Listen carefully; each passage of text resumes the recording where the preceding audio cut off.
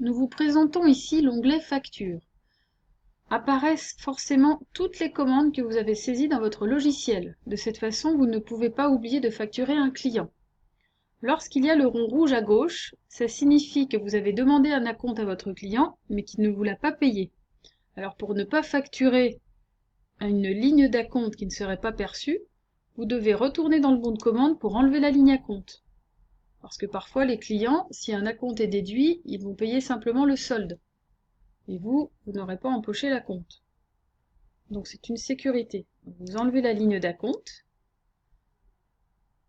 et vous allez voir, si on revient dans notre onglet Facture, donc il s'agissait de la commande numéro 10. Quand on revient sur Facture, voilà la ligne numéro 10 ne laisse plus apparaître le rond rouge et ainsi vous pouvez facturer.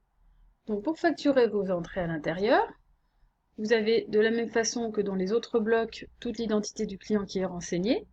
Vous pouvez dater de votre facture donc du jour même ou bien des jours antérieurs s'il a été livré avant, du moment que tous vos numéros de facture et les dates se suivent correctement. Vous pouvez éventuellement modifier le mode de règlement si besoin. S'il avait dit qu'il payait à la commande et qu'en fait il paye à 30 jours, et bien là on peut le modifier. S'il a une adresse de facturation spécifique, vous pouvez aussi la renseigner ici, mais également dans la fiche client. Et puis là, vous pouvez faire la facture, donc soit vous facturez la totalité, soit vous facturez partiellement la quantité, au besoin. Vous pouvez aussi lui mettre des frais de port, qui sont renseignés par défaut avec ce que vous avez mis dans le bon de commande. Et ensuite, vous enregistrez la facture. Vous n'avez plus qu'à la visualiser. Voilà. Il y a les conditions générales de vente en bas. Et vous l'envoyez à votre client. Donc, nous espérons, etc., que vous êtes content. Si vous voulez joindre le RIB, vous pouvez aussi. Et vous envoyez votre facture.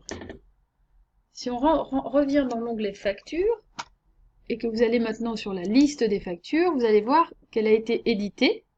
Elle porte le numéro 6. Et que vous l'avez envoyée au client le 27 avril, mais qu'elle n'est pas réglée. Par défaut, ici, ce sont les factures qui ne sont pas réglées. Si vous voulez relancer une facture, vous voyez que ces deux lignes-là l'ont été. Vous entrez à nouveau dans la facture, vous descendez, vous allez sur Relancer, vous sélectionnez le client, vous lui dites qu'il n'a pas encore payé, et vous l'envoyez. Et à chaque fois, dans les documents, vous avez l'historique d'envoi de vos messages. Donc vous cliquez sur Historique, et vous savez que le 27 avril, vous lui avez dit 6 jours à la facture, et que vous l'avez relancé également pour lui dire que vous étiez dans l'attente de son règlement. Et on enregistre. Donc, quand vous êtes sur l'onglet Facture de base, vous avez donc toutes les commandes à facturer, comme je vous l'ai expliqué au début, mais vous avez aussi la liste des avoirs, c'est-à-dire que si vous avez besoin de faire un avoir, vous cliquez là-dessus. Pour ajouter un avoir, c'est simple, vous cliquez sur le bouton, et vous allez devoir choisir le client à qui vous voulez faire l'avoir. Donc vous le sélectionnez, vous créez l'avoir, et là il y a une zone libre dans laquelle vous allez mettre tout ce que vous souhaitez. Si c'est un avoir dû à un problème de fabrication, donc vous ajoutez une ligne. Et là c'est du texte. Donc avoir suite à erreur de marquage. Et vous pouvez mettre que vous faites un avoir de 100 €. Vous l'enregistrez.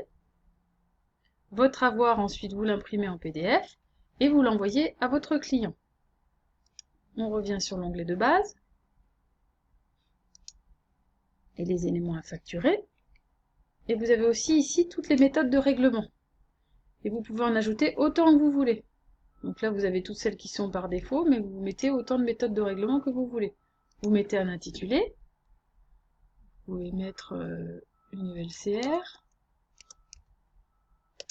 à 45 jours. Vous enregistrez. Voilà, elle viendra s'ajouter à votre liste. Elle est là.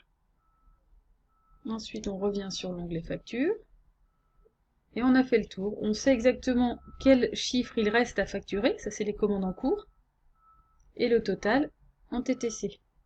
Et au niveau de la liste des factures, vous pouvez les filtrer. Si vous recherchez une facture qui est déjà réglée, ou toutes les factures que vous avez faites, avec la période que vous voulez, vous pouvez aussi les rechercher par nom de client, par numéro de commande ou par numéro de facture. Voilà, donc c'en est fini pour les factures. Une chose importante, si vous voulez relancer un client, vous n'avez juste à passer la souris sur son nom et vous l'appelez directement. Vous pouvez aussi la visualiser en PDF avec ce petit icône. Voilà.